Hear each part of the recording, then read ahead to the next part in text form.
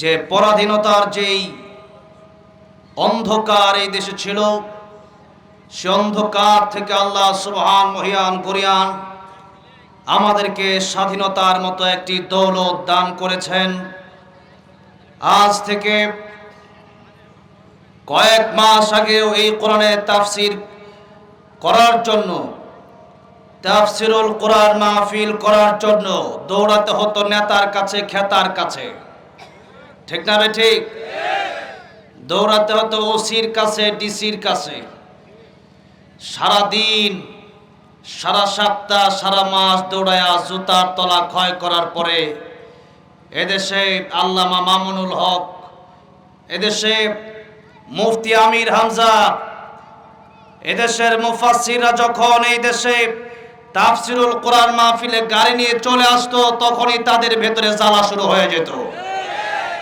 কারণ তারা ভালো করে জানে যে কোরআনের তাফসির যদি এই দেশে চালু হয়, আমাদের চুরি ডাকাতি বন্ধ হবে, রডের জায়গায় বাস দেওয়া বন্ধ হবে, জনগণের চাল ডাল তেলের টাকা খাওয়া বন্ধ হবে। যার কারণে কোরআন শরীফ মানলে চুরি করা যায় না, ডাকাতি করা যায় না, অবৈধ ব্যবসা করা যায় না, দেশের জনগণের টাকা খাওয়া যায় না, আলেমদের উপর জুলুম করা যায় না। আল্লাহর কোরআন যারা মেনে নেবে তাদের মাধ্যমে এই দেশে শান্তি প্রতিষ্ঠিত হবে। কিন্তু শয়তানগুলো এতদিন চায় নাই যে আল্লাহর কোরআন মেনে নিয়ে এই দেশে শান্তি প্রতিষ্ঠিত হোক, বরং তারা চেয়েছে আমি একা শান্তিতে থাকি আর দেশের সব মানুষগুলো অশান্তির ভিতরে ডুবে মরুক। আমি আপনাদের এই চুয়াডাঙ্গাবাসী, আপনাদের এই ঠিকে আমি রাজি হতে পারলাম না। তার মানে আপনারা কি স্বৈরাচারের পক্ষে ছিলেন? আপনারা কি জালেমের পক্ষে ছিলেন? আল্লামা সাইদি বলেছিলেন, বিড়ালের মতো 500 বেঁচে থাকার কোনো লাভ নাই, সিংহের মতো 1 ঘন্টা বসতে চাই। রাজি আছেন কারা? তো হাত তুলে উঠায় দেখা।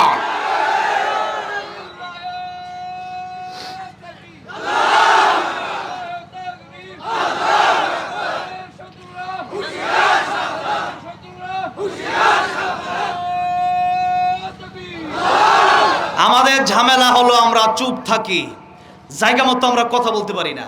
এই যে মাহফিলে আসার পরে কি স্লোগান কারে বলে যে হুজুর আপনি এগিয়ে চলুন, আপনার সাথে আমরা আছি, এই সমস্ত স্লোগান আছে না নাই?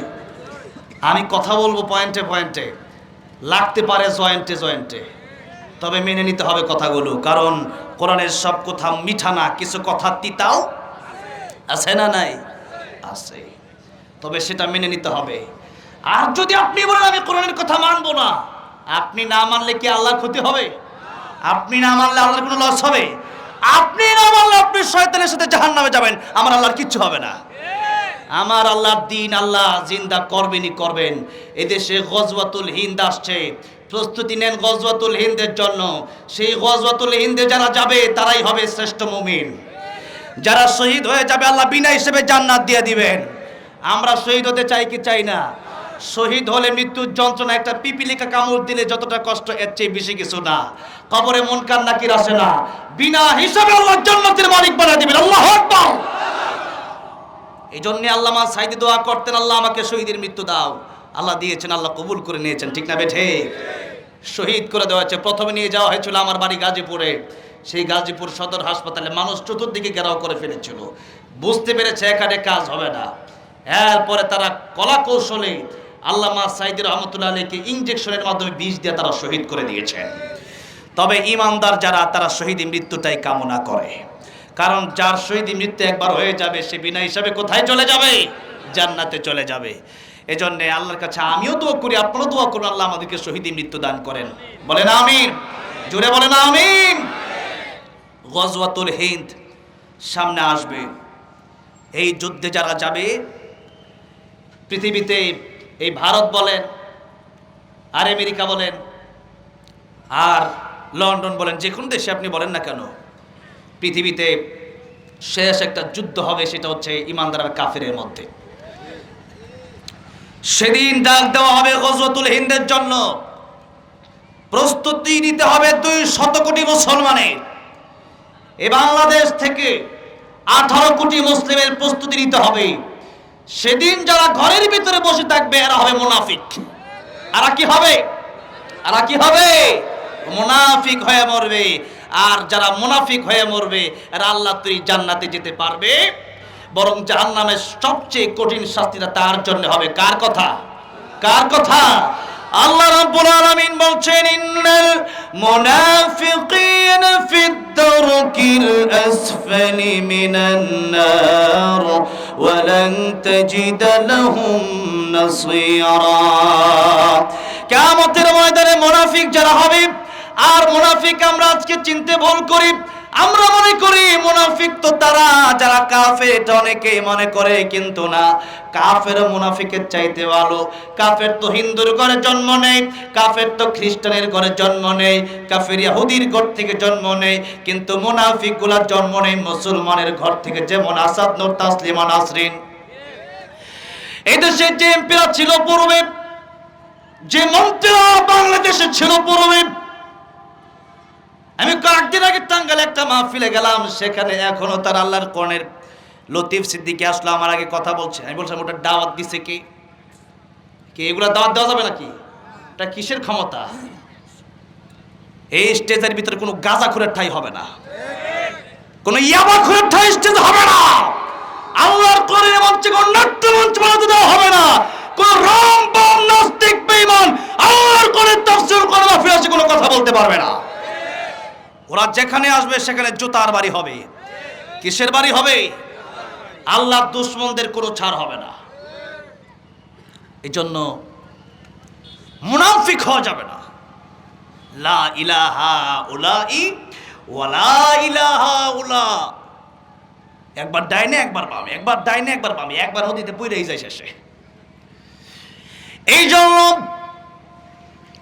মুনাফিক হয়ে মারা যাবে না। আপনি মুসলমান, আপনি মনে করেন শুধুমাত্র মিষ্টি খাওয়ার নাম সুন্নাত, শুধুমাত্র দাওয়াত খাওয়ার নাম সুন্নাত, টুপি পরলেন এটাই সুন্নাত, জুব্বা গায়ে দিলেন ওটাই সুন্নাত, নামাজ মসজিদে ঢুকলেন সুন্নত মেনে নামাজ পড়লেন ওটাই সুন্নাত আপনি মনে করলেন না। মিষ্টি খাওয়ার নামও যেমন সুন্নাত, ওদের ময়দানে পাথর খাওয়ার নামও সুন্নাত। আপনাদের কি আমি বুঝাতে পারতেছি? আল্লাহ আমাদেরকে মুনাফিক থেকে হেফাজত করেন, বলেন আমিন। জুড়ে বলেন আমিন। আমি মনে হয় লম্বা সময় কথা বলতে পারবো না, কারণ চুয়াডাঙ্গার যে দৃশ্য আগে ছিল সেই দৃশ্য আমি পাচ্ছি না। জানি না কেন এরকম হচ্ছে, আপনাদের কথা বলার ধরন মানে একেবারে চুপ। আমি একটু তাকবীর দেব, দিতে পারবেন আপনারা? আমি চিল্লাবো, আপনারা বসে থাকবেন, সেরকম বক্তা আমি না, তো ওয়াজ করতে পারবো না। আমি আস্তে করে উঠে চলে যাব। লিল্লাহি তাকবীর। এই আওয়াজ হবে না, শয়তান যেন সব যেন কমপক্ষে এই চুয়াডাঙ্গা আলমডাঙ্গা কমপক্ষে না থাকতে পারে। লিল্লাহি তাকবীর। এবার হয়েছে সিংহের মতো আওয়াজ। এই আওয়াজ শেষ পর্যন্ত থাকবে তো ইনশাআল্লাহ? বলেন ইনশাআল্লাহ। তো যে আল্লাহ আমাদেরকে আসার তৌফিক দিলেন, বসার তৌফিক দিলেন, সে আল্লাহকে ভালোবেসে মুহাব্বতের সাথে জোরে সোরে বলি আলহামদুলিল্লাহ। আল্লাহ আজকের এই মাহফিলটা কাল কিয়ামতের ময়দানে আমাদের নাজাতের উসিলা বানায় দিও, বলেন আমিন। সূরা রহমান থেকে আলোচনা করব। কোন সূরা? বলেন কোন সূরা? সূরা রহমান। জান্নাতে যাওয়ার পরে আল্লাহ রাব্বুল আলামিন সকল জান্নাতীদেরকে জিজ্ঞাসা করবেন, ও জান্নাতীরা, তোমাদের কি কিছু চাওয়ার বাকি আছে না সব পেয়েছো? জান্নাতীরা বলবে আল্লাহ নিয়ামত কারে বলে? কোরআন শরীফের ভিতরে যত নিয়ামত আপনি বর্ণনা করেছিলেন, সমস্ত নিয়ামতের চাইতে জান্নাতে আসার পরে ৯৭ গুণ বেশি আমরা পেয়েছি। আয় আল্লাহ রাব্বুল আলামিন, আর কি নিয়ামত চাই? মনে যা চাই তাই তো হয়ে যায়। আল্লাহ বলবেন আরো কিছু চাওয়ার বাকি আছে। সব জান্নাতীরা এক কোয়ালিটির হবে না। মনে রাখবেন, জান্নাত কয়টা? ৮টা। তো আট জান্নাত কিন্তু একরকম না। আপনি মনে রাখতে হবে, আমি সারা জীবন ইবাদত করলাম, আমার জান্নাতটা, আর আপনি মনে করেন সারা জীবন ইবাদত করেন নাই, তাওবা করলেন, আল্লাহ মাফ করে দিল। সবার জান্নাত কি একরকম হবে? আচ্ছা, জান্নাতে যার ইবাদত যত বেশি তার মাকাম তত বেশি হবে। জান্নাতে যাওয়ার পরে মানুষ আফসোস করবে। আপনি বলতে পারেন জান্নাতে যাওয়ার পরে কিসের আফসোস? জান্নাতে যাওয়ার পরে আফসোস হলো মানুষ চিন্তা করবে যদি আরেকটু বেশি আমি ইবাদত করতাম আমার জান্নাতের মাকাম, জান্নাতের স্তরটা আরেকটু ভালো থাকতো। মাইকটাকে একটু সাউন্ড কি দেওয়া যায়? আমি তো এদিকে আসলে আর কথা শোনা যায় না, একবারে এইভাবে লাগায় তো কথা বলা যায় না, তো ওয়াজ মাহফিল একটা দুটা গজল গেলে বলা যায় আর কি। আমি তো মাইক নিয়ে বেশি কথা বলি না, কারণ মানুষ বলে যে কি, তাই তো খালি মুখেও ওয়াজ করতে পারি। কারণ এই ওয়াজ তো তাও ৬-৭ বছর ধরে করি, আর স্টেজ তো আর ৬-৭ বছর না। এই মাইকে তো বসছি প্রায় 14 বছর, 2010 সাল থেকে মাইকে বসছি। এখন বয়স সালও 2024, আর আমার বয়সও 24, 24 বছর আর কি আমার বয়স। তো 24 বছর বয়স, 10 বছর থেকেই কোরআন তেলাওয়াত করি। যখন হাফেজ হয়েছি 10 বছর বয়সে হাফেজ হয়েছি।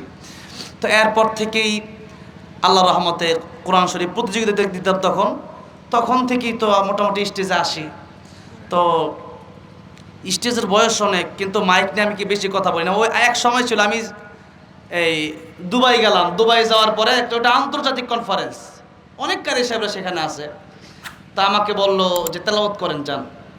তা আমি তেলাওয়াত করবো, আমি মাইক কই, মাইক সারা। ওখানে মানুষ এত বেশি না, একটা হলরুম তো, ছোট্ট একটা হলরুম, মনে করেন 100 মানুষ, ইন্ডিয়ার মানুষ, নেপালের মানুষ, শ্রীলঙ্কার মানুষ, হ্যাঁ, এরপরে দুবাইয়ের মানুষ, দুবাইয়ের শায়েখেরা আছে। তো বিভিন্ন মানুষ সেখানে, বিভিন্ন দেশের মানুষ, তো সব মিলে এক এক দেশের এক এক মানুষ, 50-60 জন 100 জন মানুষ, এরকম প্রোগ্রামও হয়। তো বললাম মাইক নাই, মাইক নিষেধ, এত জোরে মাইকই দেওয়া যাবে না। আমি যাক, তাও তো আমাদের বাংলাদেশ ভালো আছে নাকি, আলহামদুলিল্লাহ। তো যাই হোক, সেখানে প্রোগ্রাম করলাম, মাইক ছাড়াই করছি। তো এখানেও যদি মাইক ছাড়া কতক্ষণ করে দেখেন তো আলো কি কথা কি শোনা যায় নাকি? হ্যাঁ, মাইক ছাড়াও শোনা যাবে ইনশাল্লাহ। মাইক ছাড়া এক সময় জুমার খুতবা দিতাম।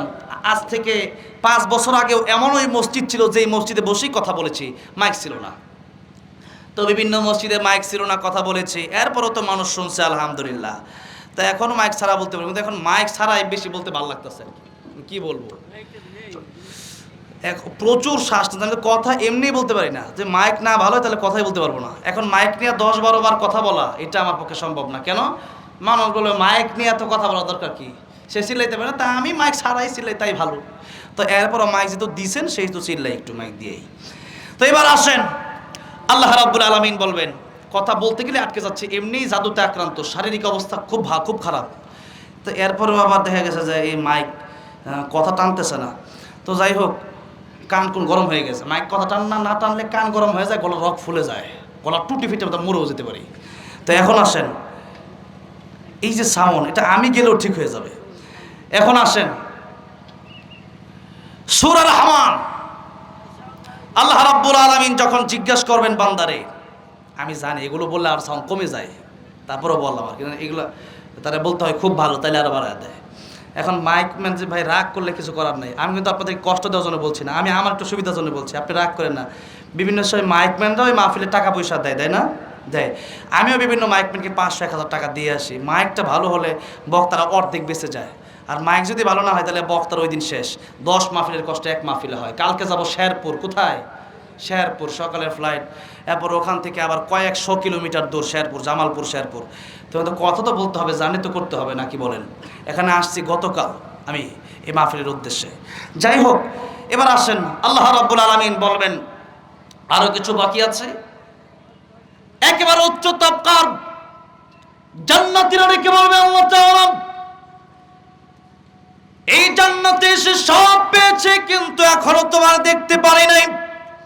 দুনিয়ার যত সৌন্দর্য ছিল, দুনিয়ার সব সৌন্দর্যে দেখে পাগল হয়ে গেছি, দুনিয়ার সৌন্দর্য দেখে কত সুবহানাল্লাহ বলেছি। আজকে আপনাদের এলাকায় এসে একটা কমলার বাগানে গেছিলাম, এই যে জয়রামপুরের দিকে, এত সুন্দর কমলার বাগান এই দেশে হয়েছে আলহামদুলিল্লাহ, চুয়াডাঙ্গায়। আমি বলছি আমাকে নিয়ে যান, আমার আব্দুল হাদি ভাই দাওয়াত করছে, এত সুন্দর, খালি দেখলে সুবহানাল্লাহ এমনি খালি মুখ দিয়ে বের হয়। তা আমি বলছি যে আলহামদুলিল্লাহ, আমাকে অনেক কমলা দিয়ে দিছে মালিক, বলছে ফ্রি যত খাইতে পারেন যত লয়ে যেতে পারেন। কত ভালো মানুষ, মাশাআল্লাহ, আল্লাহ নেক হায়াত দান করুন। আমি এই জন্য চুয়াডাঙ্গা আসি, খুব আমি কত দোকানে আসার সময় যে আমার কফি আর বার্গার খাওয়াইলো, কেউ টাকা রাখে না। মারহাবা কর। এই তো মানুষের ভালো আচরণগুলো তো থাকবে, ঠিক না ভাই? ঠিক। দোয়া থাকবে। চিন্তা করছে বার্গার খাওয়ার 200 টাকা নিয়ে কি করব, কমলার 500 টাকা নিয়ে কি করবো, একটু দোয়া করলে হয়তো কাজে লাগবে। মুসাফিরের দোয়া আল্লাহ কবুল করে।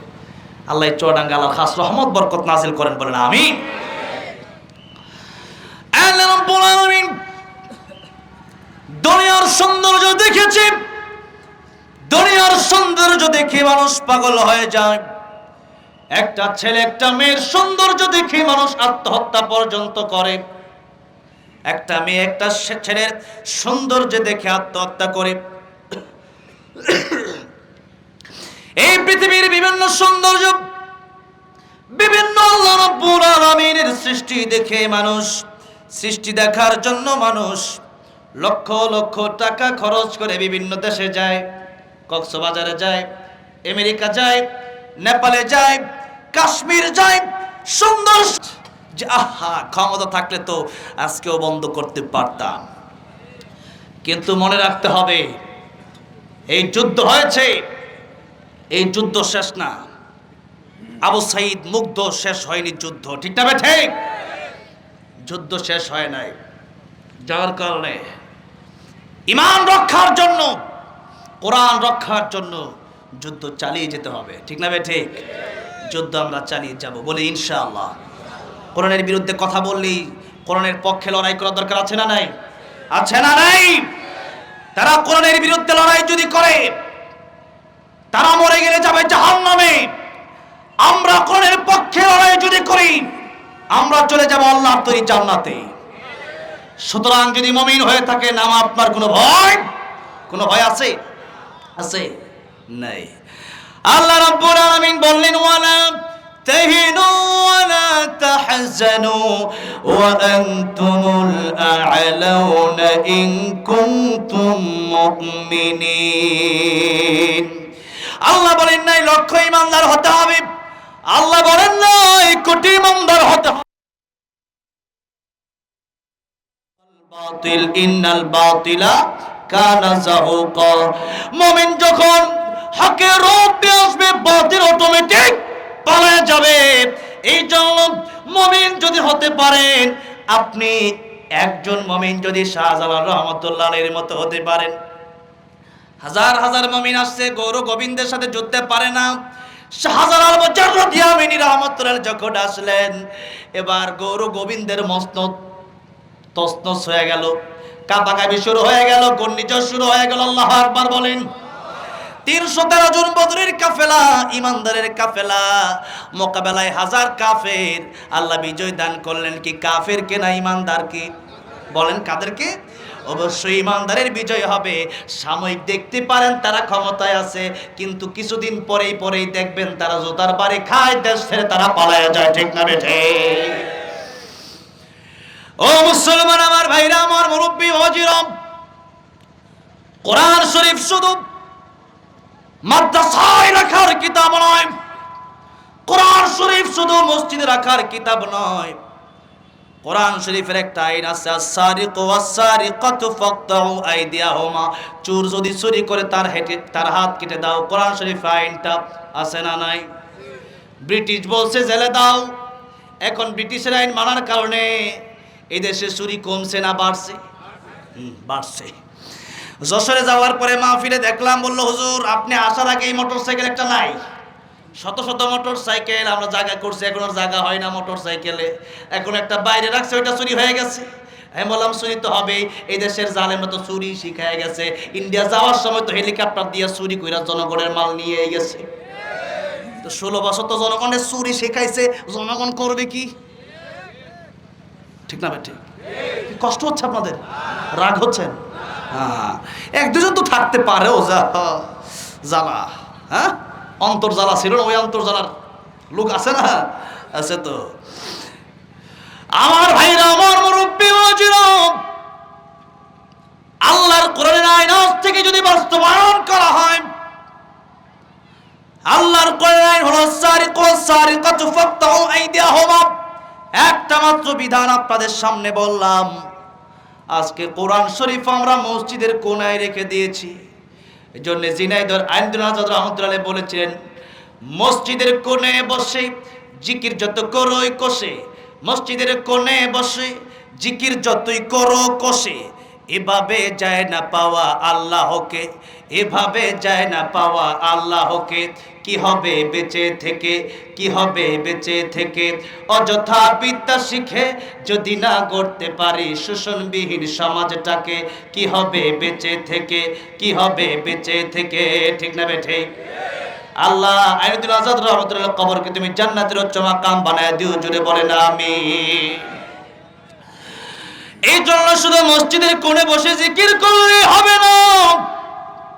দেশের মানুষ সব চলে যাচ্ছে জাহান্নামের দিকে, আপনার কোনো খবর নাই নাই।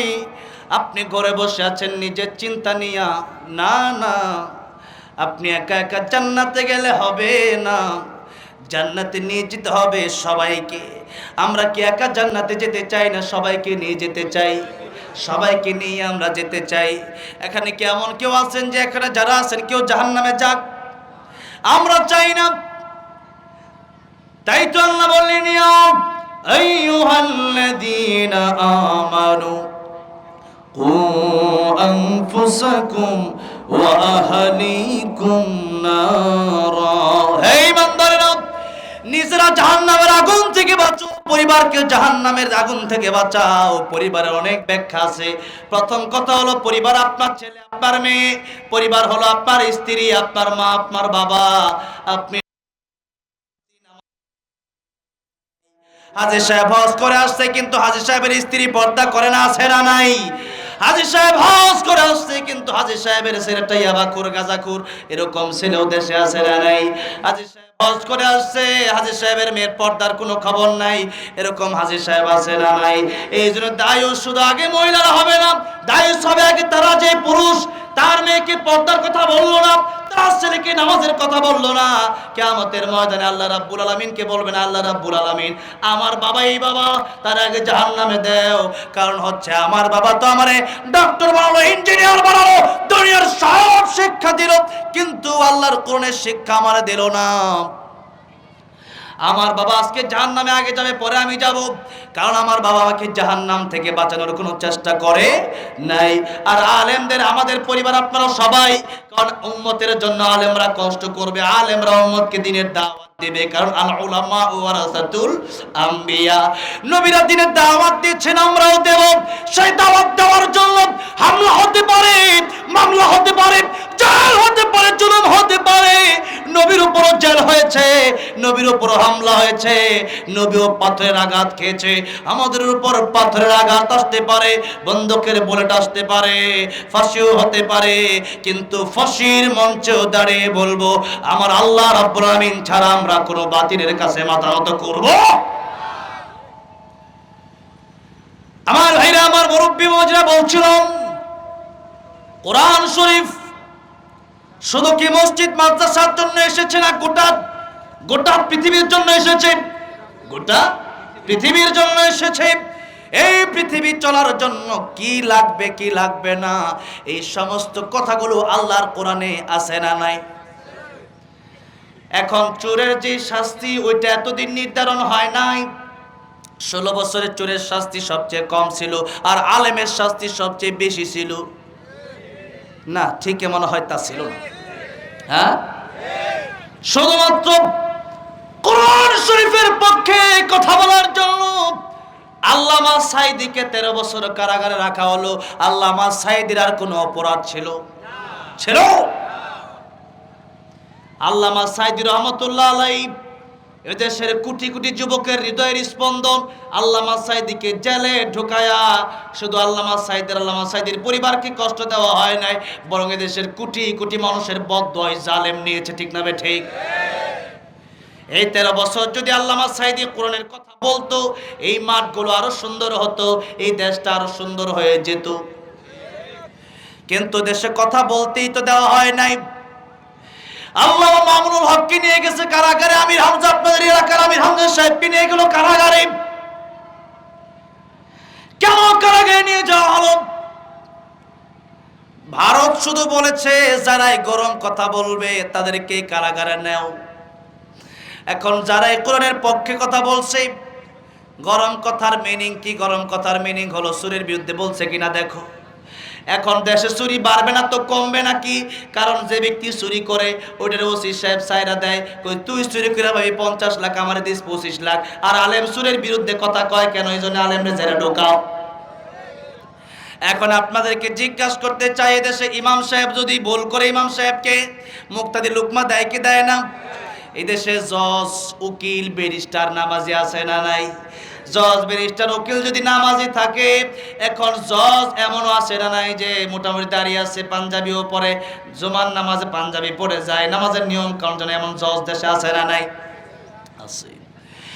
এখন জজ সাহেব যখন দেখলো এশার নামাজ 4 রাকাত, দ্বিতীয় রাকাতের সিজদা 2টা দিয়ে ইমাম সাহেব উঠে যাচ্ছে, জজ বলবে আল্লাহু আকবার, হুজুর এটা উঠার সময় না, এটা বসে আত্তাহিয়াতু পড়ার সময়, ঠিক না বে ঠিক?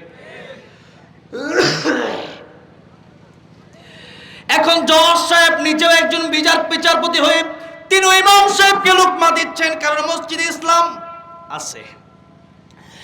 আবার ইমাম সাহেব যখন গেল জজ আদালতের ভিতরে, জজ সাহেব চুরের মামলা নিলেন, বললেন সুরকে 20 দিনের জেল দিয়ে দাও। ইমাম সাহেব হুজুর এবার আবার জজের ভুল ধরতে গেলে যদি বলে কেন জেল দেবে, আল্লাহ বলছে সুরের বিচার হলো হাত কাটা, তখন জজ সাহেব বলবে পুলিশ তারা জেলে দিয়ে দাও। কেন? ওই জায়গায় লুকমা আছে মসজিদে, তাহলে ওই আদালতে বুঝি লুকমা নাই? হ্যাঁ, মসজিদে লুকমা আছে, ওটা সোজা পায়া লুকমা দাও, আর ওখানে তো কঠিন, এই জন্য লুকমা দেও না। কয়জন লোকমা দিয়েছেন? দেয় না। জজ সাহেব কেউ লোকমা ডরে যে আমি যদি যাই, আমি যদি প্রতিবাদ করি আমাকে জেলে নিবে।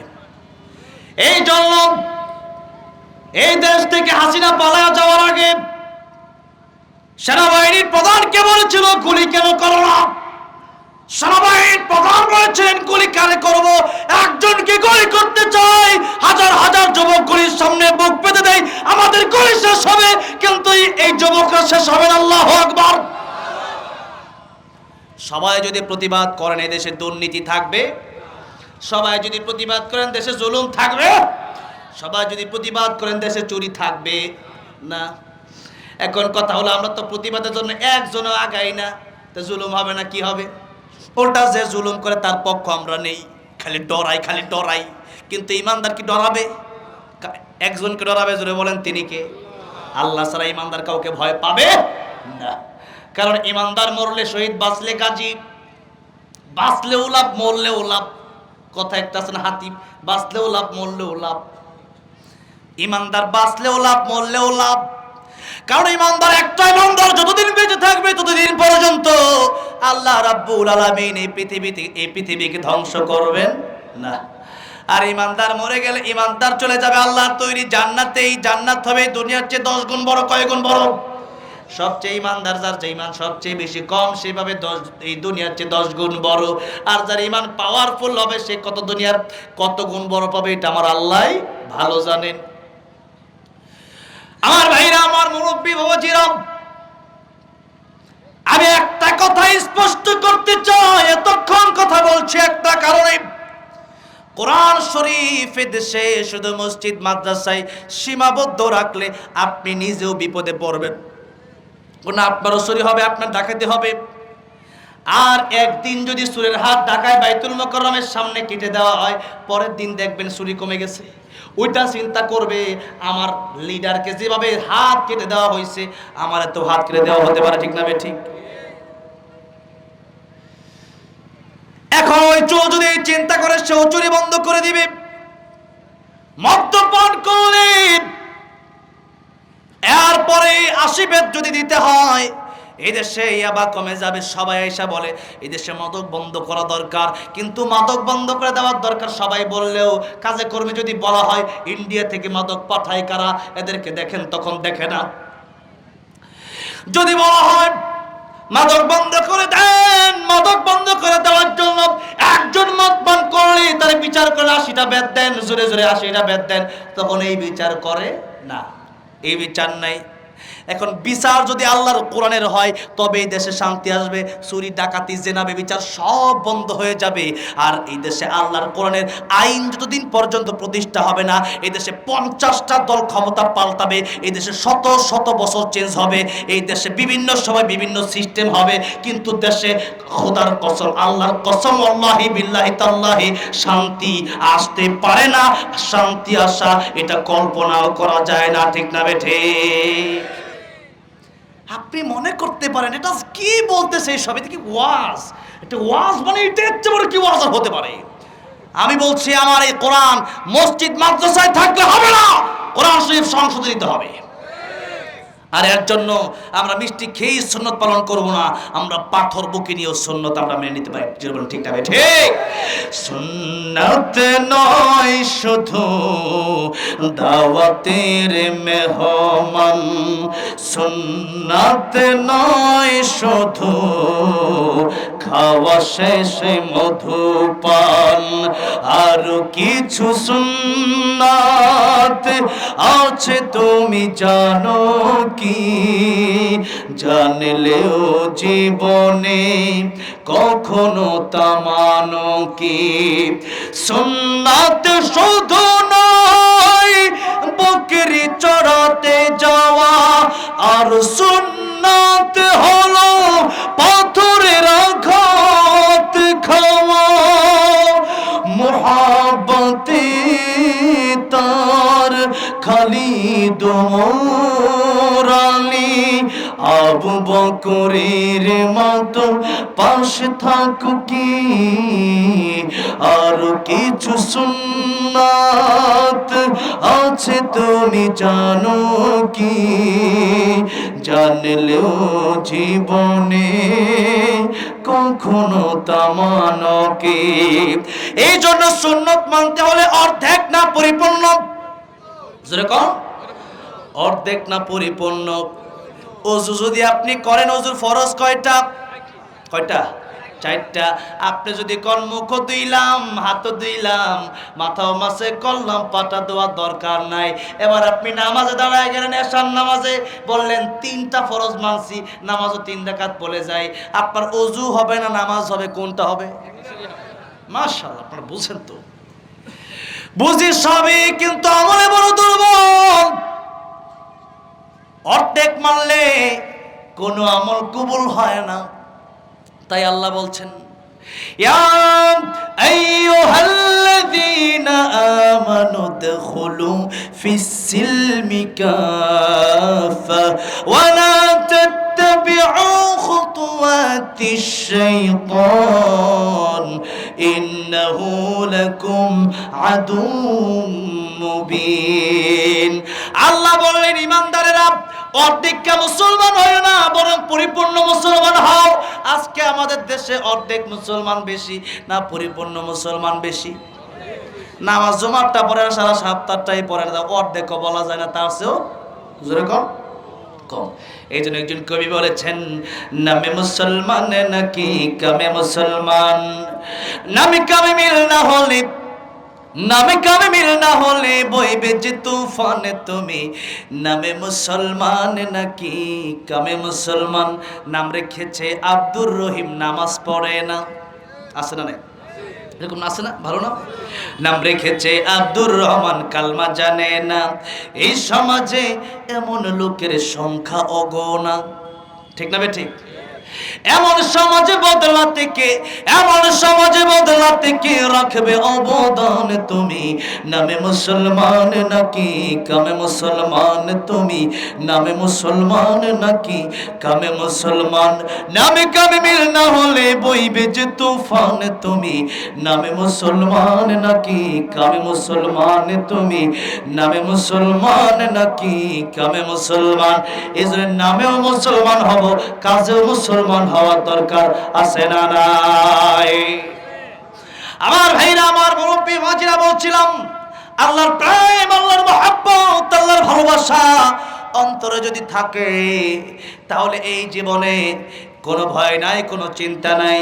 ইব্রাহিম আলাইহিস সালাম আল্লাহর ভালোবাসায় বললেন, আমার অন্তরে সবচেয়ে বেশি আল্লাহর ভালোবাসা, আমার অন্তরে সবচেয়ে বেশি আল্লাহর মহাব্বত, তাই আমি আগুনে 1000 বার জ্বলতে রাজি আছি, তবু আল্লাহ রাব্বুল আলামিনকে আমি খুশি করতে চাই। আমরা আগুনের ভিতরে জ্বলতে রাজি আছি, জেল খাটতে রাজি আছি, পাথর খেতে রাজি আছি, তবু আল্লাহকে ভালোবাসতে, আল্লাহর ভালোবাসা আমরা ছাড়তে পারবো না। জান্নাতে যাওয়ার পরে এটা মানুষ বলবে, যেমন দুনিয়াতে আব্দুল কাদের জিলানী রাহমাতুল্লাহ আলাইহি বলতেন, জান্নাত ও দোজখ সে ইয়া রব क्या करो, जन्नत ও দোজখ से या रब क्या करो, आरज़ू है मैं तुझसे देखा करो, आरज़ू है मैं तुझसे देखा करो। আল্লাহ রাব্বুল আলামিন, জান্নাত দিয়ে আমি কি করব, জাহান্নাম দিয়ে আমি কি করব? আয় আল্লাহ রাব্বুল আলামিন, জান্নাতে যদি আমি যাই তোমারে যদি না পাই, আর জাহান্নামে গিয়ে যদি তোমারে পেয়ে যাই, আমি জাহান্নামে জ্বলতে রাজি তোমার ভালোবাসার জন্য, তোমার একটা মিনিট দেখার জন্য। আল্লাহু আকবার। এই কথাটা এই জান্নাতীবাসীরাও বলবে, আল্লাহ রাব্বুল আলামিন, जन्नत ও দোজখ से या रब क्या करो, आरज़ू है मैं तुझसे देखा करो। আল্লাহ রাব্বুল আলামিন, জান্নাতে এসেছি, তোমার যদি দেখতে না পারি, জান্নাতে আমরা থাকার কোনো দরকার নাই। আল্লাহ বলবেন, ওই বান্দারেরা, আমার ভালোবাসার বান্দারা, আমারে না দেখে জীবনে কত কষ্ট আমার জন্য করলি, আমারে না দেখে আমার ভালোবাসার জন্য কত মামলা তুই খেলি, কত পাথরের আঘাত তুই সহ্য করলি, কত কষ্ট তুই করলি। ও আমার ইমানদার বান্দা, আজকে জান্নাতের ভিতরে আমি আল্লাহ তোর সাথে দেখা দিয়ে দিব। আল্লাহর সাথে দেখা করতে চান কি চান না? আল্লাহ রাব্বুল আলামিন সেদিন জান্নাতীদের সাথে দেখা দিবেন, আর সেদিন আল্লাহ রাব্বুল আলামিন এই সূরা রহমান জান্নাতি বান্দাদেরকে আল্লাহ নিজেই তেলাওয়াত করে শোনাবেন। সুবহানাল্লাহ। কোন এতক্ষণ ধরে সূরা রহমানের একটা ফজিলত বর্ণনা করতে গিয়ে কথা বললাম। এখন আসেন সূরা রহমানের তাফসীরে তো এখনো ঢোকা হয় নাই। কি আপনাদের কষ্ট হচ্ছে বুঝি? হ্যাঁ, এই তো আর মাত্র 20 মিনিট। কয় মিনিট? 20 মিনিট টাইম ধরে, এই 1.5 ঘন্টা সময়, আমি 1.5 ঘন্টা বলেই দিছি। এরপরে হ্যাঁ, আল্লামা সাইদুর রহমতুল্লাহ গজল তা তো গাবই, তো 20 মিনিট ওয়াজ করে নিয়ে আগে, নাকি বলেন? হ্যাঁ, ওয়াজ করবো কেন, যেহেতু এটা দারুস সুফা হাফিজিয়া কওমিয়া মাদ্রাসা, এতিমখানা ও লিল্লা বোর্ডিং, এখানে কয়েকটা বিষয় আছে।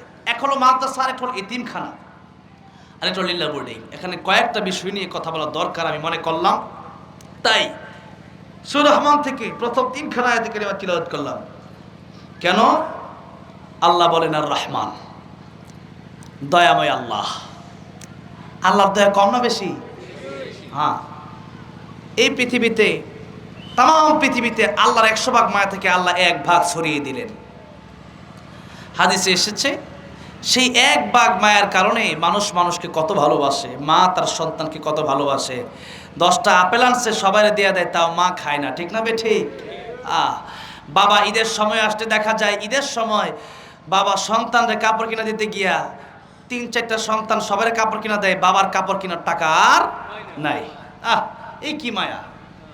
বৃষ্টির সময় আসতে দেখা যায় মুরগির বাচ্চাগুলো মুরগির নিচে গিয়ে আশ্রয় নেই, আর একটা মুরগি তার পাখা দিয়া নিজে ভিজে যায়, তারপরও তার সন্তানকে 1 সেকেন্ডের জন্য ভিজতে দেয় না। আল্লাহু আকবার। বনের বাঘের ভিতরেও 1 ভাগ, বনের বাঘের ভিতরেও 1 ভাগ। প্রথমে হলো ছোট বক, পরে ঘ, বড় ঘ, এরপর হলো বড় ভ, ছোট গ। বুঝতেছেন? বনের বাঘের ভিতরেও 1 ভাগ, ঠিক না বে ঠিক? যার কারণে বনের বাঘ সব খেয়ে ফেললো, বনের বাঘের বাচ্চাকে বনের বাঘও আদর করে। চিড়িয়াখানায় গেলে দেখবেন বাঘের বাচ্চা থাকে, বাঘের বাচ্চাকে দেখবেন বাঘে কত আদর করে। সুবহানাল্লাহ বলেন। আমার ভাইরা, আমার মুরব্বি ওজের, এই দয়ার কারণে, মায়ের কারণে ইবলিস যখন বলেছিল, আল্লাহ রাব্বুল আলামিন তোমার বান্দাকে আমি গোনা করাতে করাতে জাহান্নামের দিকে নিয়ে যাব। আল্লাহ কই নিয়ে যাবি জাহান্নামের দিকে, কিন্তু আমার বান্দা জীবনে মৃত্যুর আগে একবার তওবা করবে, আমি আল্লাহ তার তওবা কবুল করে জিন্দেগীর গুনাহ মাফ করে দেব। কারণ বান্দার গুনার চাইতে আমি আল্লাহর দয়া মায়ের পাওয়ার কোটি কোটি গুণ বেশি। আল্লাহু আকবার। তবে দুইটার সময়, একটা যখন মৃত্যুর সময় হয়ে যাবে, ফেরাউনের যখন মৃত্যুর সময় হয়ে গেল বলে আনা মিনাল মুসলিমিন, আল্লাহ কয় আল আন, এখন বুঝি সময় হয়েছে, এখন আর কাজ হবে না। মৃত্যুর সময় যখন হয়ে যাবে আল্লাহ এখন ভালো হয়ে যাবে, আর ভালো সময় কি, আর ভালো হয়ে লাভ কি, মরে যাবেন, এখন ভালো হয়ে কি, কবরে গিয়ে কি করবেন, ভালো হয়ে এখন ভালো হওয়ার দরকার, ঠিক না? ঠিক, এখন ভালো হওয়ার দরকার।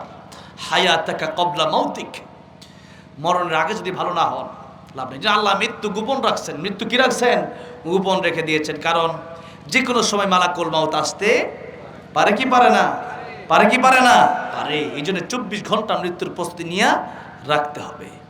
আজকে রাতে আমি ঢাকায় যেতে পারবো কিনা গ্যারান্টি আছে? আছে? গ্যারান্টি নাই। এই জন্য গ্যারান্টি যেহেতু নাই, আল্লাহ বলেন 24 ঘন্টা মৃত্যুর প্রস্তুতি নাও। আমার ভাইরা, আমার মুরব্বী মজিরাম, আল্লাহ রাব্বুল আলামিন দুইটা সময় আর তওবা কবুল করবেন না। আমরা এই যে বসবাস করছি, আমরা পৃথিবীর একেবারে শেষ প্রান্তে পৌঁছে গেছি। কিয়ামতের যত আলামত প্রায় সংগঠিত হয়ে গেছে। কোন বড় বড় আলামতগুলো বাকি। বড় আলামতের একটা হচ্ছে সূর্য উঠবে পশ্চিম দিক দিয়ে। এখন সূর্য ওঠে কোন দিক দিয়া? ইতিমধ্যে নিউজ হয়ে গেছে যে পশ্চিম দিক দিয়ে খুব দ্রুতই সূর্য উঠবে আর কিয়ামত সংগঠিত হয়ে যাবে। তাই একটা হলো মৃত্যুর সময় যখন গড়গড়া শুরু হয়ে যাবে, যখন জান কবর শুরু হয়ে যাবে। আরেকটা হলো যখন পশ্চিম দিক থেকে সূর্য উঠবে। এই দুই সময় আর তওবা কবুল হবে। তার আগে যে বান্দা তওবা করবে সেই বান্দা তওবা আল্লাহ কবুল করে নেবেন। কিন্তু মনে রাখতে হবে একটা বিষয়, সেটা বান্দার কাছ থেকে ক্ষমা নিতে হবে, সেটা হলো বান্দার হক। সেটা কি? বান্দার হক।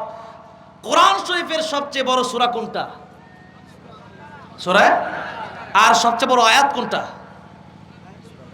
না না না, সবচেয়ে বড় আয়াত হলো সূরা বাকারার 282 নম্বর আয়াত। কত নম্বর আয়াত? মনে রাখবেন, ওই আয়াতটা খুলে দেখবেন, 3 নম্বর পারায় আছে। ইয়া আইয়ুহাল্লাযীনা আমানু ইযা তাদায়ানতুম বিদাইনিন ইলা আজালিম মুসাম্মান ফাকতুবু। একটা আয়াত এত বড় যে একটা আয়াত বললে 5-10 মিনিট চলে যাবে। পৃষ্ঠার শুরুতে আয়াত শুরু হয়েছে, পৃষ্ঠার শেষে আয়াত শেষ হয়েছে, তাই না? শেষে আল্লাহু বিকুল্লি শাইইন আলিম। এই যে সূরা, এই যে আয়াত, এত বড় একটা আয়াত আল্লাহ নাজিল করলেন বান্দার হক সম্পর্কে। কি সম্পর্কে? লেনদেন সম্পর্কে।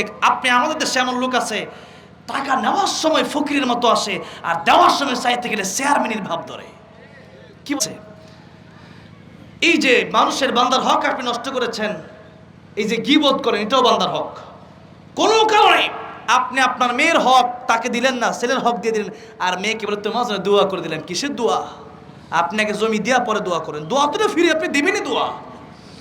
আজকে এই কাজগুলো যদি কেউ করে থাকেন, আল্লাহর রাস্তে ফিরে আসেন। আর যদি আপনি না ফিরে আসেন, আমার কিছুই হবে না, আমার দায়িত্ব ফাযাক্কির ইন্নামা আনতা মুযাক্কির, আমি কথা বলে যাব। আপনি মানবেন কি মানবেন না সেটা তো আপনার ব্যাপার। আপনাকে আল্লাহ হেদায়েত দিবে কি দেবে না সেটা তো আল্লাহর ব্যাপার। আমার দায়িত্ব আমি কথা বলে যাব। আপনি মানবেন কি মানবেন না, আপনি না মানলে আপনার লস, আপনি না মানলে, আপনি মানলে আপনার লাভ। আল্লাহর লাভের লসের কোনো সিস্টেম নাই। আমার ভাইরা, আমার মুরব্বি ওয়াজিরাম, বলতেছিলাম আল্লাহ রহমান রহিম। এই জন্য আল্লাহ রাব্বুল আলামিন তওবা কবুল করে নেন দুইটা সময় বাদে। একটা মৃত্যুর সময়, একটা সূর্য যখন পশ্চিম দিক দিয়ে উঠবে। আর আল্লাহ সব মাফ করেন, কিন্তু আল্লাহ বান্দার হক মাফ করেন না। ওই বান্দার কাছে গিয়ে মাফ চাইতে, ভাই তোমার এই কষ্ট দিয়েছি, তুমি মাফ করে দাও। ওই বান্দা না মাফ করলে, রিকশাওয়ালাকে থাপ্পড় দিয়েছিলেন, ও রিকশাওয়ালার পায়ে ধরে ক্ষমা চাইতে হবে। রিকশাওয়ালা যদি না মাফ করে, কিয়ামতের দিন আপনি জান্নাতে যেতে পারবেন না। এর আগে এসে রিকশাওয়ালা বালা মাফ থাপ্পড় দিয়ে ওইটার পাওনা ফিরে দিয়ে। আল্লাহ 10,000 টাকা পেতাম, 10,000 টাকা তো কিয়ামতের মধ্যে দিতে পারবেন না। পারবেন? পারবেন না। এই জন্য সেদিন আল্লাহ বলবেন টাকার বদলে নেকি দাও। নেকি নাই, তোমার গুনাহ তারে দিয়ে দাও। টাকা পাও তো, টাকা দেও নাই, এর গুনাহ নিয়ে তুমি জাহান্নামে যাও, আর তুমি জান্নাতে চলে যাও। সুবহানাল্লাহ। লিতুজজা কুল্লু নাফসিন বিমা তাসআ। আল্লাহ তো কিয়ামত এই জন্যই কায়েম করবেন। সূরা তাহা। আল্লাহ তো কিয়ামত এই জন্যই কায়েম করবেন। কেন? যে এই পৃথিবীতে সবসময় ইনসাফের বিচার হয় না, অনেক সময় টাকাওয়ালা বিচার পায় কিন্তু গরিব মানুষ বিচার পায় না। গরিব যারা বিচার পায়, এই জন্য কিয়ামতের মাঠে আল্লাহ কায়েম করবেন, লিতুজজা কুল্লু নাফসিন বিমা তাসআ, কুল্লু নাফস, যারা প্রাণ আছে প্রত্যেকের বদলা আমি আল্লাহ দিয়ে দিব। একজনও সেদিন বাঁচতে পারবে না। 2 টাকা মেরে খেয়েছিল, আমার কাছ থেকে টাকা নিয়ে 10,000, 20,000, 50,000, 1 লাখ টাকা নিয়ে উদাও নাই, ফোন দিলে পাই না। আমি বলি ঠিক আছে ভাই, নে যান আপনি, আমার তো সমস্যা নাই, কিয়ামতের ময়দান তো পড়ে আছে, নাকি বলেন? হ্যাঁ, টাকা না যদি দিতে পারে আল্লাহ বলেন তাকে মাফ করে দেওয়া ভালো, আমি আল্লাহ তোমার উত্তম প্রতিদান দেবো, সুবহানাল্লাহ। তাকে মাফ করে দাও। কিন্তু এমন লোক আছে টাকা পয়সা অভাব নাই, টাকা পয়সা দৈনিক 1,000 টাকা ইনকাম করে, আর আপনার টাকা নিয়ে আপনার আবার ধমক দেয়, এমন লোক আছে না নাই? তো বলবে ভাই পারতেছি না, তা না বলে কি বলে, ওই বেটা তোর টাকা নিয়ে কি মরে গেছি নাকি? আপনি বলবেন ঠিক আছে ভাই, মরে গেছো না বেঁচে আছো, যাও, তবে দেখা হবে কিয়ামতের ময়দানে। দেখা হবে কোথায়? দেখা হবে কোথায়? কিয়ামতের ময়দানে। সেদিন তোমাকে কে বাঁচাবে? কেউ বাঁচতে পারবে না। এই জন্য মানুষের হক নষ্ট করবেন না। তা আপনার মেয়ের হক হতে পারে, আপনার বোনের হক হতে পারে, হ্যাঁ, আপনার ভাইয়ের হক হতে পারে। ওয়াল্লাহি বিল্লাহি তাআলা কসম করে বলছি, বান্দা না মাফ করা পর্যন্ত আল্লাহ মাফ করবে না। এই জন্য নবীজি যাদের ঋণ থাকতো এদের জানাজা নবীজি পড়াতেন না। ঋণের ব্যবস্থা, ঋণ পরিশোধের ব্যবস্থা হলে পরে নবীজি জানাজা পড়াতেন। আমার ভাইরা, আমার মুরব্বী ওজিরা, সময় খুব অল্প, কথা অনেক বেশি, অনেক কথাই বলার ইচ্ছা, আমি কথা কম বলে শেষ করে দিতে পারি, কিন্তু বড় ইচ্ছা হয় মানুষগুলো যেন জাহান্নাম থেকে বেঁচে যায়। উম্মতের দরদ নিয়ে কথা বলি, তা না হলে আমি 1 ঘন্টা একটা ঘটনা দিয়ে শেষ করতে পারি, এত কথা বলা লাগে না আমার। আমি জানি আমি এখন শেষ করে দিলে কমিটি আমার কিছুই বলবে না, কমিটি যথেষ্ট ভালো, আমাকে বলবে হুজুর আলহামদুলিল্লাহ আপনি এসেছেন তাতেই খুশি হয়েছি, কিন্তু আমি লম্বা সময় কেন করি, 2টা কথা বেশি বলতে পারলে 2জন মানুষ যদি হেদায়েত নসিব হয়ে যায়, 2জন মানুষ যদি জাহান্নাম থেকে বেঁচে যায়, তাই তো আমার লাভ হবে, তার মাধ্যমে আল্লাহ আমারও মাফ করে দিতে পারে। আমি সে কারণে কথা বলছি, আল্লাহি ওয়াল্লাহি আল্লাহর কসম করে বলছি, আমি এখানে শুধু উম্মতের দরদ নিয়ে এতগুলো কথা বলি। আমি বলে যাই আমি 1 ঘন্টা কথা বলবো, তার বেশি বলবো না, কিন্তু যাওয়ার পরে দেখি যে আমার মুখ দিয়ে জবান দিয়ে কিছু কথা আসতেছে। আমি তো এখানে আসার আগে আমি ওইরকম ভেবে আসি না, এখানে আসার পরে মাঝে মধ্যে বিষয় দেওয়া হয়, কিন্তু এখানে উঠার পরে আল্লাহ আমার কিছু কথা আমার মুখ দিয়ে বের করে। তার মানে আমার আল্লাহ চায়, আমার আল্লাহ দয়া মায়া চায় যে বান্দাগুলো যেহেতু এই মাহফিলে চলেই আসছে, বান্দাগুলো এই জান্নাতের বাগানে আসছে, যেহেতু ওই জান্নাতেও আল্লাহর বান্দা যাক, বলেন সুবহানাল্লাহ। আল্লাহ কথাগুলো বের করে দেয়। বলছিলাম আল্লাহর দয়া সবচাইতে বেশি। আল্লাহ রাব্বুল আলামিন তিনি বলছেন আর রহমান, দয়াময় সেই আল্লাহ যিনি তোমাদেরকে আল্লামাল কোরআন তোমাদেরকে শিক্ষা দিলেন, খলাকল ইনসান, এরপরে মানুষ বানালেন। আমরা দেখি আগে আসলো মানুষের পরে আমরা কোরআন শিখলাম, কিন্তু আল্লাহ বোঝাতে চাইলেন যে আগে মানুষ এই পৃথিবীতে আসলে হয় না, তাহলে আসাদ নূরকেও মানুষ বলা যেত, তাহলে তাসলিমা নাসরিনকেও মানুষ বলা যেত, তাহলে স্বৈরাচার জালেমগুলারেও মানুষ বলা যেত, কিন্তু আসাদ নূর তাসলিমা নাসরিন এরা কি মানুষটা কুত্তার চেয়ে খারাপ? এরা কার চেয়ে খারাপ? এরা কুত্তার চেয়ে খারাপ, ঠিক না বেঠে? এই স্বৈরাচারগুলা কুত্তার চেয়ে খারাপ, নরেন্দ্র মোদিরা কুত্তার চেয়ে খারাপ। হ্যাঁ, কেন কুত্তার চেয়ে খারাপ? কি আমি কি আমার বাপের বানানো কথা বলছি নাকি? কার কথা? কার কথা? আল্লাহ বললেন লাহুম কুলুবুন লা ইয়াফকাহুনা বিহা ওয়া লাহুম আ'য়ুনুন লা ইউবসিরুনা বিহা ওয়া লাহুম আযানুন লা ইয়াসমাউনা বিহা উলাইকা কাল আনআমি বাল হুম আদাল উলাইকা হুমুল গাফিলুন। আল্লাহ বলেন কলব আছে এটার ভিতরে, কোরআন ঢোকালো না, কোরআন বুঝলো না, চোখ আছে কোরআন দেখলো না, কান আছে কোরআন শুনলো না, ওই মানুষদের ব্যাপারে আল্লাহ রাব্বুল আলামিন বলেন এই মানুষকে আমি সবচেয়ে সম্মান দিয়েছিলাম, ওয়ালাকাদ কাররামনা বানি আদম। ফেরেশতার চেয়ে মানুষ দামি কম না বেশি? কেন? একটা কথা বলি, অনেকগুলো ব্যাখ্যা, কয়টা দেব? ফেরেশতা তাদের গুনাহ করার ইচ্ছা আছে নাকি? নাই। আর আমাদের গুনাহ করার ইচ্ছা আছে। এখন আমাদের গুনাহ করার ইচ্ছা আছে, এরপরেও যদি আমরা না করি, আর ফেরেশতার গুনাহ করার ইচ্ছা নাই, সে তো গুনাহ করবেই না। এখন আমাদের আছে, এরপরে আমরা করব না, আল্লাহকে দুইজন সমান হতে পারে না। একজনের ইচ্ছা নাই, সে তো গুনাহ করবেই না, আর তোমাদের গুনাহ করার ইচ্ছা আছে, এরপরেও তোমরা গুনাহ থেকে বেঁচে এসে আমি আল্লাহকে ডাকবা, কোরআন পড়তে মনে চায় না, এরপরেও পড়বা। সুতরাং তোমরা ফেরেশতার মতো না, তোমরা ফেরেশতার চেয়ে দামি। আল্লাহু আকবার। আর যদি কোরআন না মানো, কোরআন না শিখো, আল্লাহ রাব্বুল আলামিন বলেন তাহলে তোমরা কুকুরের চাইতে নিকৃষ্ট। তাহলে এতক্ষণ আসাদ নূর তাসলিমা নাসরিন তারা বানাইলো আমার আল্লাহ, এখন কয় আল্লাহ বলতে কিচ্ছু নাই। নাউজুবিল্লাহ বলবেন না? এখন বলে আল্লাহ বলতে কিচ্ছু নাই। অথচ একটা নৌকা চলে, আমি যদি আপনারা বলি নৌকাটা অটোমেটিক চলতেছে, আপনি বিশ্বাস করবেন? আমি যদি বলি একটা ট্রেন অটোমেটিক চলছে, আপনি বিশ্বাস করবেন? আমি যদি বলি বাইকটা অটোমেটিক এখানে এমনি আকাশ থেকে পড়ছে, আপনি বলুন হুজুর কিটা যোগ্যতা আছে নাকি মূর্খ, কি কইডা? কেন? যে মাইক তো অবশ্যই একজন বানাইছে নাকি বলেন, এরপরে এটা আনছে একজন, থুপ করে আকাশ থেকে পড়ে। আসাদ নূর কয় আমি তো আকাশ থেকে ঠুপ করে পড়ছি। আসাদ নূর যদি কয় আমি আকাশ থেকে ঠুপ করে পড়ছি, তাহলে ওই আসাদ নূর কুকুরে কয় মালিক আমি আমার মাদ্রাসার সামনে যখন প্রোগ্রাম করে রাত 3টা-4টা বাজে, আমি যাওয়ার সময় একটা কুকুর আছে, ওইটা বসে থাকে আমার সাথে, আসলে দাঁড়ায় যায়, মাঝে মধ্যে রুটি দেয়, প্রতিদিন তো দিই না, আমার এক সপ্তাহ পরে একদিন দিছি, ওই কারণে কুকুর আমি দেখলে দাঁড়ায় যায়, আমার মাদ্রাসার গেটের সামনে বসে থাকে কুকুর। এরপরে আমি আবার গেলে এরপর আবার বসে। চিন্তা করে দেখেন, এই কুকুর তার মালিক চিনে, অন্য মানুষ আসলে ঘেউ ঘেউ করে, কিন্তু আমি গেলে ঘেউ ঘেউ তো করবে দূরের কথা, এমনি নত এখানে থাকে। আল্লাহ আকবার বলেন। তো কুকুর মালিক চিনে, তো দুনিয়ার যে রুটি দিচ্ছে ওই রুটি দেওয়ার মালিক তো চিনলো কুকুর। আর আসাদ নূর তারা যে খাবার দিচ্ছে, তারা যে সৃষ্টি করলো, ওই নাস্তিকগুলো আল্লাহরে চিনে না। বলেন তাহলে কুত্তা ভালো না আসাদ নূর ভালো? কুকুর ভালো না নাস্তিক ভালো? হ্যাঁ, বুঝতে হবে। এগুলো আমি আমার বানায় কথা তো আর বলি না, অবশ্যই দলিল, প্রত্যেকটা কথার পিছনে দলিল আছে। এবার আসুন আল্লাহ রাব্বুল আলামিন বলেন কোরআন যদি শিখতে পারো দামি হয়ে যাবা, কোরআন যদি না শিখতে পারো তাহলে কুকুরের চেয়ে নিকৃষ্ট হয়ে যাবা। এবার আসুন বলতে চাই আল্লাহ রাব্বুল আলামিন সূরা রহমানের সবচেয়ে বেশি যে আয়াত বললেন, ওই আয়াতটা সবাই পারেন? কোন আয়াত? কোন আয়াত পড়েন? ফাবিআইয়ি আলাই রাব্বিকুমা তুকাযযিবান। আল্লাহ বলেন আমার কোন কোন নিয়ামতকে তোমরা অস্বীকার করবা। ওয়া ইন তাউদ্দু নি'মাতাল্লাহি লা তুহসুহা। এই যে বসে আছেন, এই যে কথা বলছি, চলছি, এই যে জীবিত আমরা, এই মুহূর্তে যদি কেউ আল্লাহ যদি আমাদেরকে মৃত্যু দিয়ে দেয়, রূহ যদি নিয়ে যায়, পৃথিবীর কোন প্রেসিডেন্ট ডোনাল্ড ট্রাম্পের ক্ষমতা আছে আপনার বাঁচায় রাখার? এই পৃথিবীতে আসাদ নূরের ক্ষমতা আছে? কারো ক্ষমতা আছে? কারো ক্ষমতা নাই। আল্লাহ বললেন এই যে সবই তো আমার নিয়ামত, যা দেখছো তোমরা চলছো, সুতরাং আমার গোলামি করো। তাবারাকাল্লাযী বিয়াদিল মুলক, আমি একলাই মালিক আর তোমরা সব আমার গোলাম।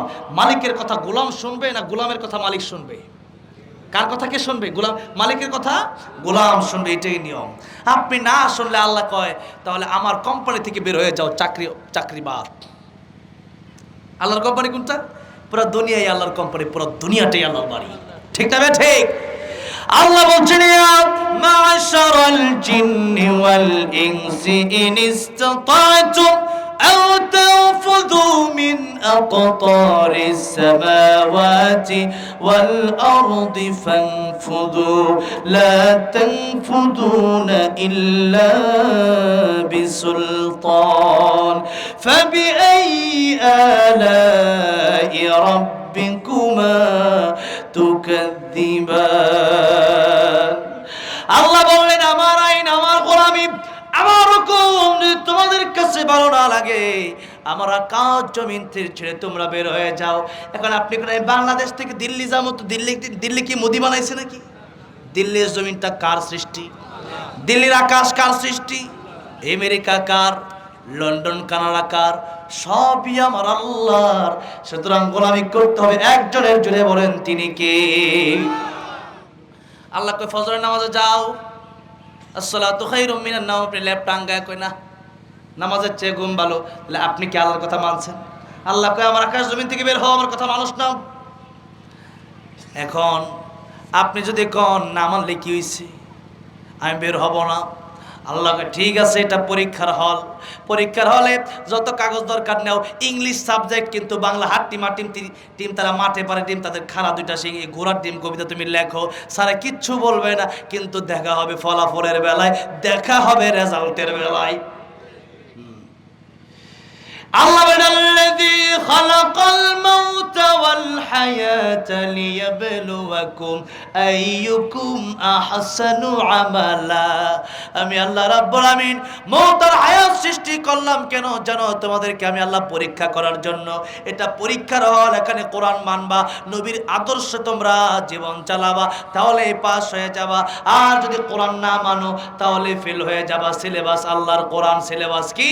আল্লাহর কোরআন। কোরআনে যা আছে তা আমরা মেনে নেব বলে ইনশাআল্লাহ।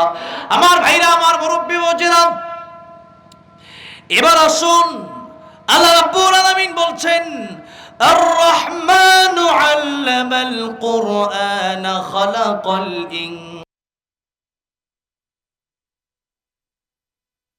যিনি কোরআন যদি আপনি না শিখেন তাহলে আসল মানুষ আপনি হতে পারবেন না। এবার আসেন, কোরআন যদি আপনি শিখেন তাহলে দুনিয়াতে লাভ আছে না নাই? কোরআন যদি আপনি শিখেন মৃত্যুর সময় লাভ আছে না নাই? কোরআন যদি আপনি শিখেন কবরে লাভ আছে না নাই? কোরআন যদি আপনি শিখেন আখিরাতে লাভ আছে না নাই? সব জায়গায় লাভ যদি আপনি কোরআন শিখেন। আর যদি কোরআন না শিখেন তাহলে দুনিয়া থেকেই আপনি ক্ষতিগ্রস্ত, দুনিয়া থেকেই ক্ষতি শুরু হয়ে যাবে। একে তো মাইকের অবস্থা খারাপ, দিতে হচ্ছে, একজন দুজন উঠতেছেন, শীত মনে হয় বেশি। আজকে দেখলাম সোনাঙ্গে সবচেয়ে বেশি শীত, কিন্তু আমার গরম লাগতেছে। কি বলেন? এত মানুষের একটা গরম আছে না, মানুষের একটা গরম আছে। কোরআন যদি মানুষ দুনিয়াতে শিখে, মানুষ সুদ ঘুষ খাবে না।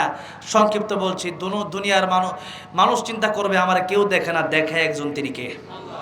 জুড়ে বলেন, দেখে একজন, তিনি কে? যাদের হৃদয়ে আছে আল্লাহর ভয়, তারা কভু পথ বলে যায় না।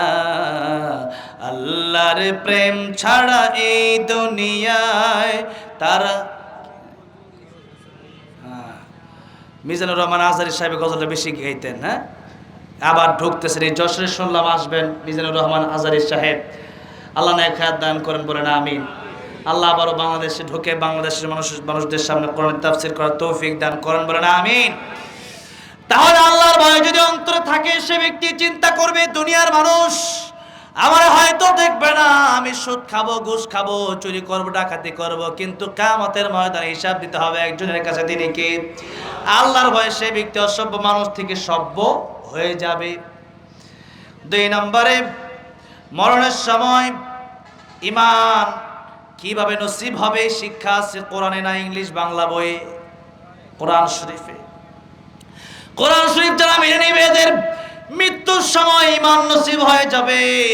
মৃত্যুর সময় যদি ঈমান নসিব না হয়, সারা জীবন ঈমান ছিল, জান্নাতে যাওয়ার সম্ভব না। আর মৃত্যুর সময় সারা জীবন ঈমান ছিল না, কিফিল, নবীজি বুখারী শরীফ হাদিসে বর্ণনা করেছেন, কয়েকবার বলেছেন কিফিলে সারা জীবন এমন কোনো গুনাহ নাই, করে নাই, কিন্তু ঘুমের আগে তওবা করে ঘুমাইছে। মানুষ বলে কিফিল বড় খারাপ, আল্লাহ লিখে দিয়েছে কিফিল খারাপ না, কিফিল জান্নাতি হয়ে গেছে তওবা করে। সুবহানাল্লাহ বলেন। এই জন্য ঈমান এমন একটা দামি সম্পদ, মৃত্যুর সময় যদি ঈমান না থাকে তাহলে বিপদ আছে না নাই? এই জন্য বলা হয় ঈমানের পথে অবিচল থেকে আমার মরণ যেন হয়, বলেন আমিন। 3 নম্বরে, ইমাম ফখরুদ্দিন রাজি রাহমাতুল্লাহ আলাইহি তার তাফসীরে কাবীরে লিখেছেন, মুসা আলাইহিস সালাম যাচ্ছেন কবরের পাশ দিয়া, দেখলেন কবরে আযাব হয়, ফিরে আসার সময় দেখলেন ওই কবরে আবার জান্নাতের বাগান হয়ে গেছে। সুবহানাল্লাহ। মুসা আলাইহিস সালাম কবরবাসীকে জিজ্ঞেস করলেন, কবরবাসী এই যে তোমার কবরে আযাব হয়েছিল, আবার এখন জান্নাতের বাগান হলো, কারণ কি?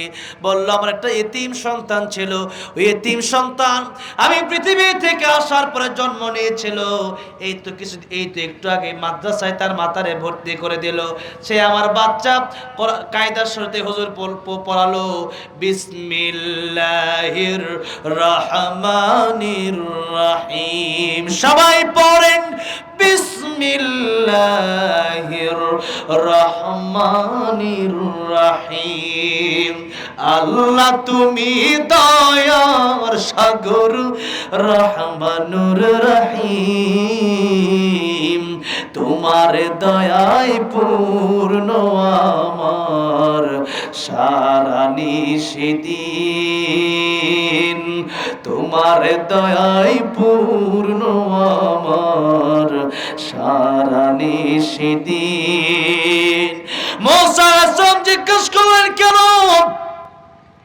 এবার কবরওয়ালা জবাব দেয়, ও আল্লাহর পয়গম্বর মুসা কালিমুল্লাহ, আমার সন্তান যখন পড়ল বিসমিল্লাহির রহমানির রহিম, কোরআন শরীফের রহমান রহিম, আল্লাহ অত্যন্ত করুণাময়, আল্লাহ অত্যন্ত দয়ালু, আমার ছেলে যখন রহমান রহিম পড়ল, তখন আল্লাহ রাব্বুল আমিন ডেকে বলল, ফেরেশতারা রে, এই বান্দার কবরে আযাব হতে পারে না, এই বান্দার সন্তান পড়েছে রহমান রহিম, আমি আল্লাহ রাব্বুল আমিনকে রহমান রহিম বলে ডাক দিয়েছে, তার বাপের কবরে আযাব হলে আমি আল্লাহ রহমান রহিম থেকে কেমনে?